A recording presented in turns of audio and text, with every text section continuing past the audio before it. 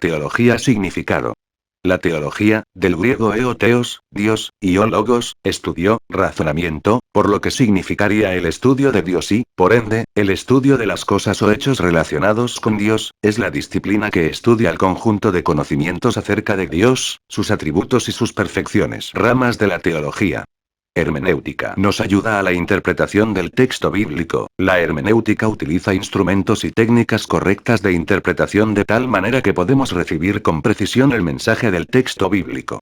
La hermenéutica conoce los idiomas bíblicos, la cultura y costumbre de los tiempos bíblicos y los pueblos o lugares donde se escribió. Teología histórica. Esta rama de la teología estudia el proceso histórico, en el cual la Iglesia ha intentado aclarar sus afirmaciones acerca de las verdades bíblicas. La teología histórica enfoca los textos bíblicos, estudia la historia de la Iglesia, a través de sus etapas hasta el día de hoy.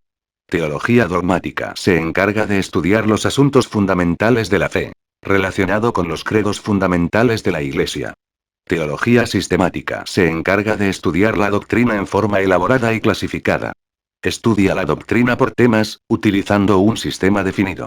Homilética. Es la aplicación de los principios generales de la retórica específicamente en la predicación pública.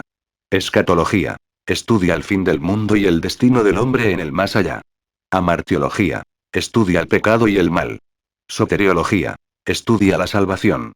Apologética. Es la defensa de la fe contra los ataques de las sectas, herejías y demás. Antropología teológica. Estudia al ser humano desde el punto de vista teológico. Angelología. Estudia a los ángeles y su misión.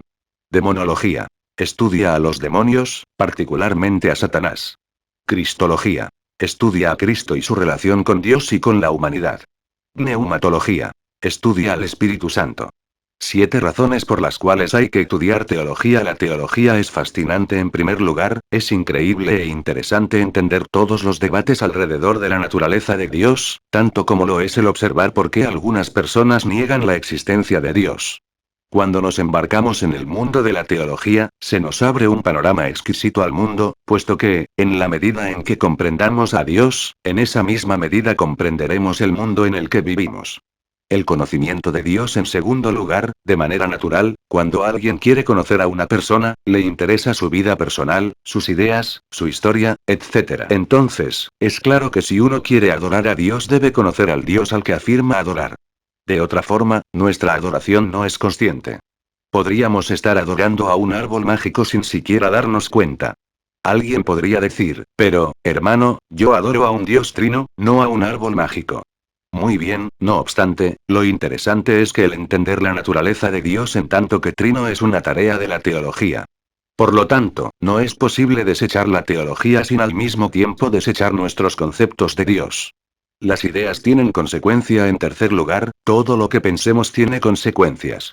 Si alguien tiene ideas erróneas de Dios, puede hacer cosas que no debería con la pseudo justificación de que Dios quiere que se haga tal o cual.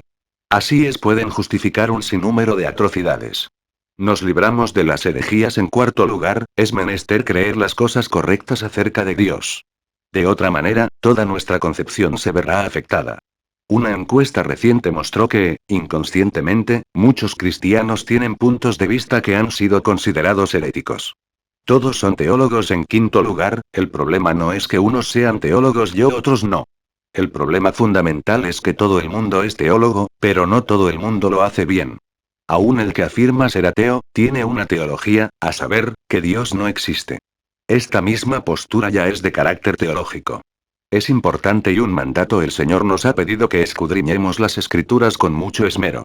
Esto significa que no podemos abdicar al consejo de las personas que se han dedicado todas sus vidas a estudiar este tema tan importante.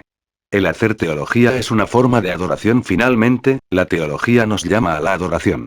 Es prácticamente imposible tener un entendimiento más profundo del Dios al que adoramos sin al mismo tiempo maravillarse y caer rendido a adorar. Por tanto, la teología tiene que ver con la doxología. Por lo demás, hermanos, estudiemos con esmero para poder seguir la sana doctrina a toda persona. Comparte y comenta. Dios los bendiga.